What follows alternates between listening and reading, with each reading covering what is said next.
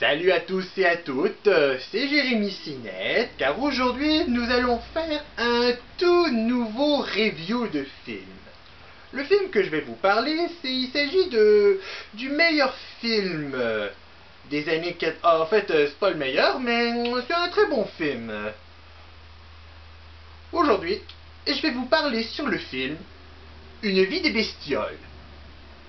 Alors, le film Une vie de bestiole, il s'agit du deuxième long métrage de Pixar, et le film est sorti en 1998. Justement, en parlant de Pixar, parce que ce film a été créé par les créateurs de Histoire de jouets. Et ensuite, là, comme vous voyez, j'ai la vidéocassette du film Vie de bestiole. Et maintenant, place au film. Notre film commence dans une petite île où on y retrouve une colonie de fourmis qui sont en train de mettre de la nourriture et des graines.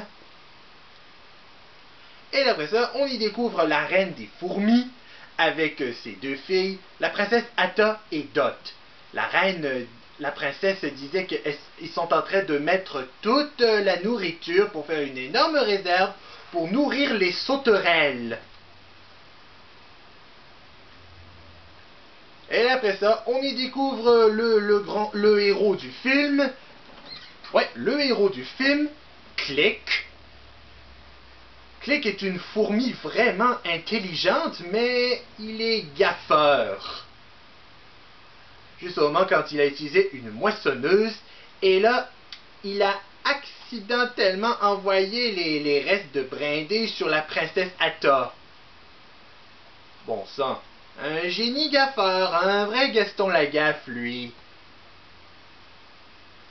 Et après ça, les sauterelles sont arrivées, les fourmis sont en train de vite se mettre à l'abri dans leur nid, et après... Sauf que Click avait mis sa moissonneuse ouais, Click avait mis sa moissonneuse, sauf que sa moissonneuse avait bougé un petit caillou et a fait tomber la réserve et la réserve est tombée à l'eau. Bon sang. Ah, quel gaffeur. Un vrai Gaston Lagaffe, celui-là.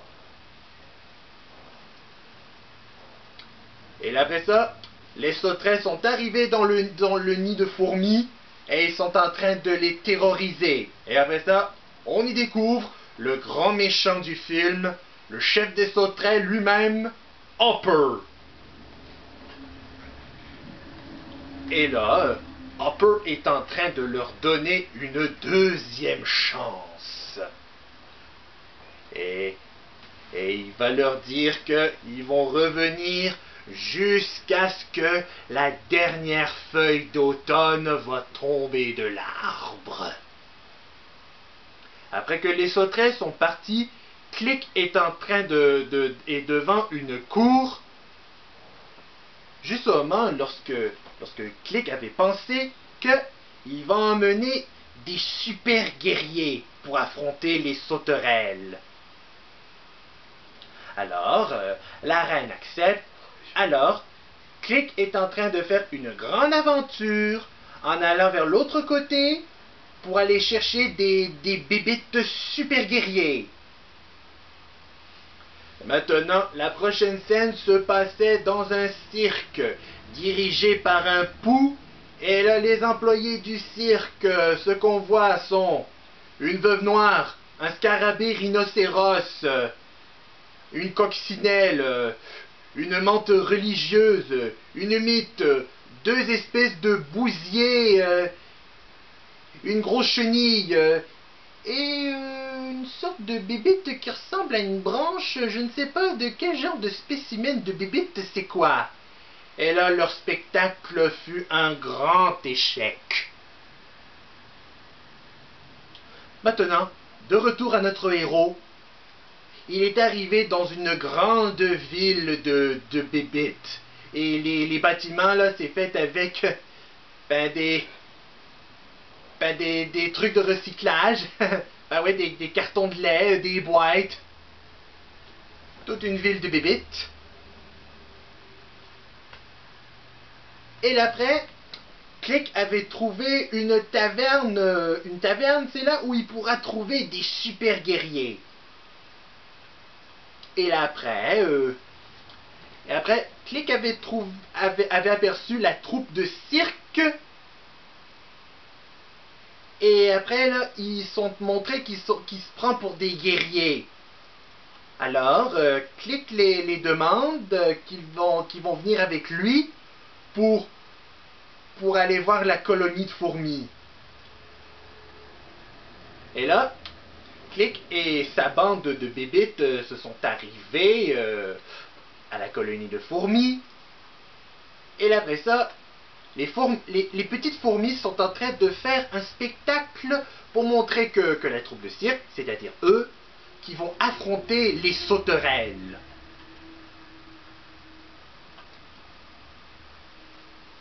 Et ensuite, les bébites s'en vont, et là, Click est en train de les rejoindre lorsqu'il avait tout compris que c'était une troupe de cirque.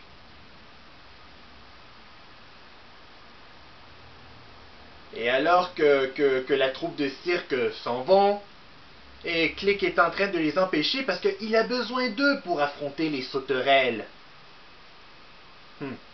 Mais là, ils se sont atterris devant le nid d'un oiseau. C'est un rouge-gorge.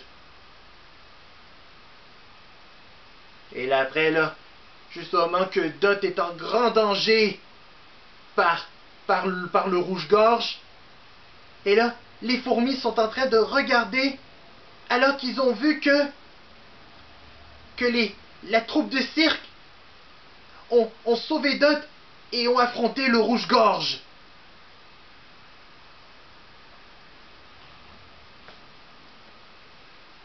Et maintenant, là, Click et sa bande, ils ont trouvé une idée pour éliminer Hopper et sa bande.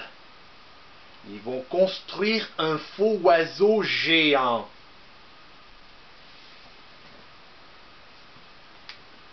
C'est normal parce que les sauterelles craignent des oiseaux.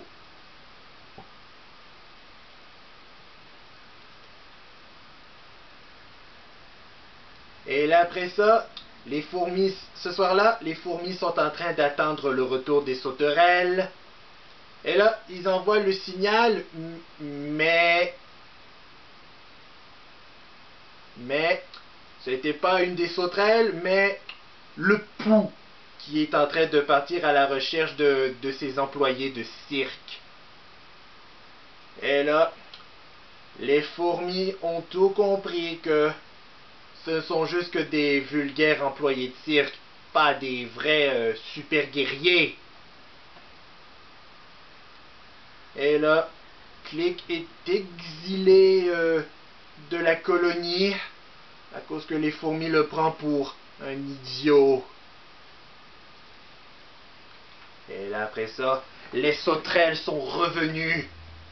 Et les sauterelles sont en train de terroriser les fourmis. Comme d'habitude.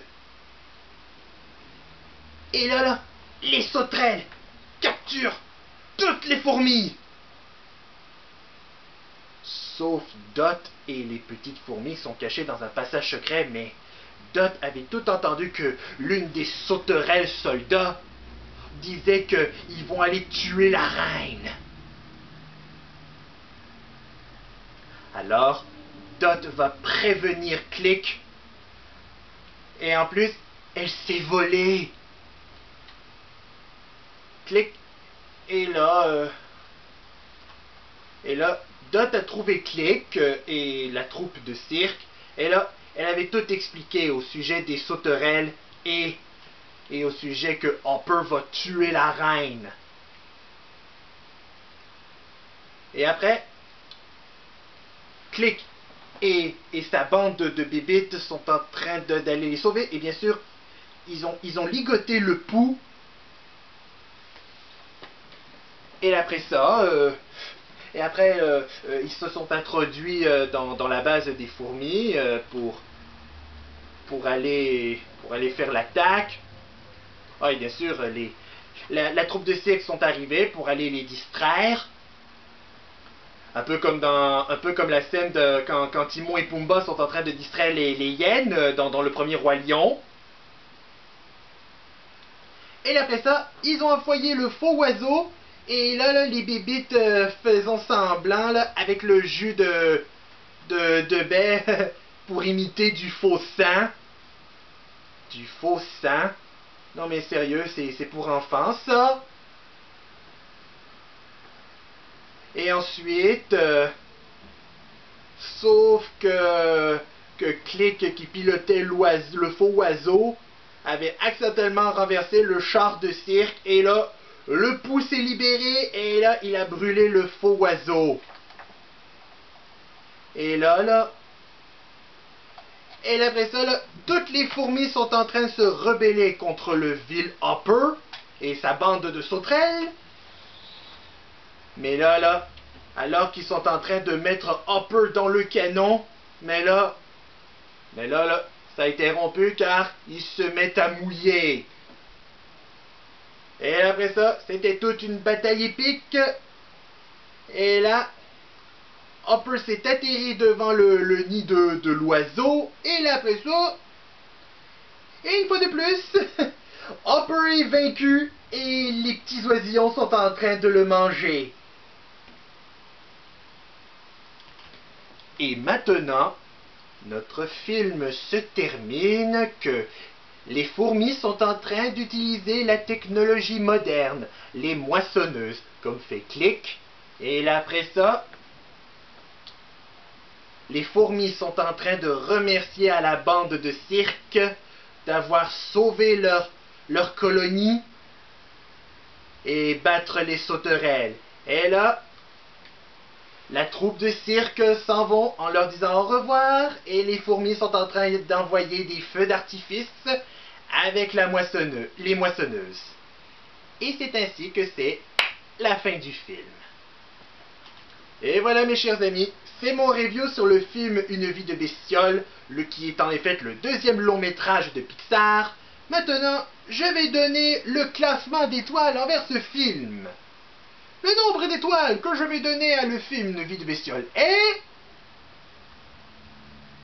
5 étoiles. Oui, 5 étoiles. Parce que là, c'est un film Disney, mais c'est aussi un film de Pixar.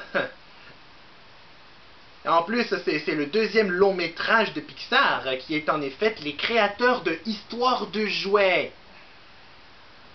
Chers amis, j'espère que ma vidéo vous plaît. N'hésitez pas à la commenter et à liker. Et n'oubliez pas de vous abonner à ma chaîne. Merci et à la prochaine.